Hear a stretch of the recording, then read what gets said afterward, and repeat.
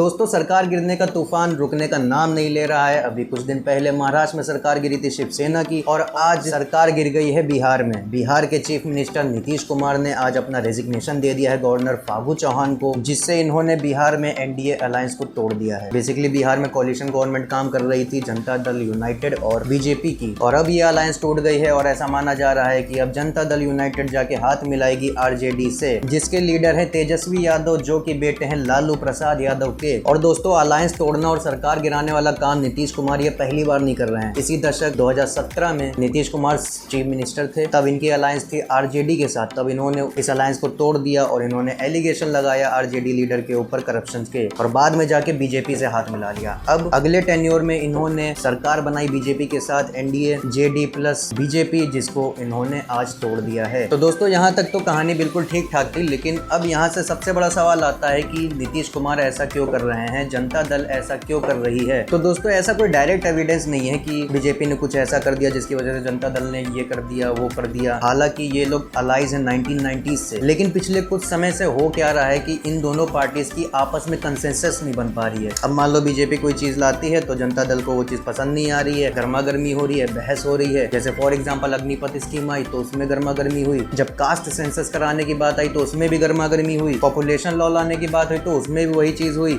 और बाद में जब लाउड स्पीकर को भी बैन किया जा रहा था तब उसमें भी गर्मा गर्मी हो गई। लेकिन दोस्तों, इसके बावजूद जो रिसेंटली अभी प्रेसिडेंशियल इलेक्शन हुए, वाइस प्रेसिडेंशियल इलेक्शन हुए हैं, उसमें जनता दल यूनाइटेड ने सपोर्ट किया है एनडीए के कैंडिडेट्स का। लेकिन एट द सेम टाइम दोस्तों, जब ये इलेक्शंस हुए तब इसके दौरान बहुत सारे फंक्शन रखे गए थे जहां पे नीतीश कुमार नहीं गए, तो इसलिए यहाँ पे कोई चीज एक्सप्लिसिटली क्लियर भी नहीं हो पा रही है। लेकिन इतना जरूर क्लियर था कि दोनों पार्टीज के बीच में गर्मा गर्मी जरूर चल रही है। हालांकि ये साइलेंट थे, उन्होंने उसके ऊपर कोई भी स्टेटमेंट नहीं दिया। और दोस्तों, ऐसा भी कहा जा रहा है कि ऐसे कई लम्हे हुए हैं जहां पे बीजेपी ने जनता दल यूनाइटेड के ऊपर अटैक करने की कोशिश की है। जैसे फॉर एग्जांपल, जब जनता दल यूनाइटेड में रिबेलियन कर रहे थे चिराग पासवान, तब ऐसा माना जा रहा है कि उसमें भी सपोर्ट किया उनका बीजेपी ने। और इसके बाद जो पार्टी के फॉर्मर नेशनल प्रेसिडेंट थे आरसीपी सिंह, उनको आगे चल के सेंट्रल गवर्नमेंट में कैबिनेट मिनिस्टर भी बनाया गया। और ऐसा कहा जा रहा है कि इस चीज में नीतीश कुमार से पूछा तक नहीं गया, उनकी राय तक नहीं ली गई। और इसके बाद जब आरसीपी सिंह का टेन्योर खत्म हुआ एज अ कैबिनेट मिनिस्टर, तब अगली बार जेडीयू ने, जनता दल यूनाइटेड ने उनको टिकट नहीं दिया सांसद बनने का। और दोस्तों, ऐसा भी माना जा रहा है कि ये जो लड़ाई चल रही है दोनों पार्टी के बीच में, ये इग्नाइट तब हुई, ये बढ़ी तब जब रिसेंटली बीजेपी के प्रेसिडेंट जेपी नड्डा ने रिसेंटली स्टेटमेंट दिया था कि जितनी भी रीजनल पार्टीज होती हैं उनका कोई फ्यूचर नहीं है, उनका कोई भविष्य नहीं है, जिससे जनता दल यूनाइटेड गुस्सा आ गया, क्योंकि वो भी एक रीजनल पार्टी ही है। अब दोस्तों, बिहार के स्टेट असेंबली के स्ट्रक्चर के बारे में बात कर लेते हैं। तो टोटल सीट्स हैं 242, जिसमें से 121 मिनिमम सीट्स चाहिए होती है मेजोरिटी बनाने के लिए। और जो इस बार के इलेक्शन हुए थे उसमें से आरजेडी को सबसे ज्यादा विधायक मिले थे, सबसे ज्यादा सीट्स मिली थी, 79 थे, बीजेपी के 77 थे और जनता दल यूनाइटेड के 44 थे। हिंदुस्तानी अवाम मोर्चा की 4 सीट्स थी, एक इंडिपेंडेंट सीट थी, कांग्रेस के 19 सीट्स थी, सीपीआईएमएल की 12 सीट्स थी, सीपीआई की 2 सीट्स थी और सीपीआईएम की 2 सीट्स थी। और जो ओवैसी की पार्टी है एआईएमआईएम, उसको 1 सीट मिली थी। आई होप आपको ये वीडियो पसंद आई होगी। स्टे सेफ, जय हिंद।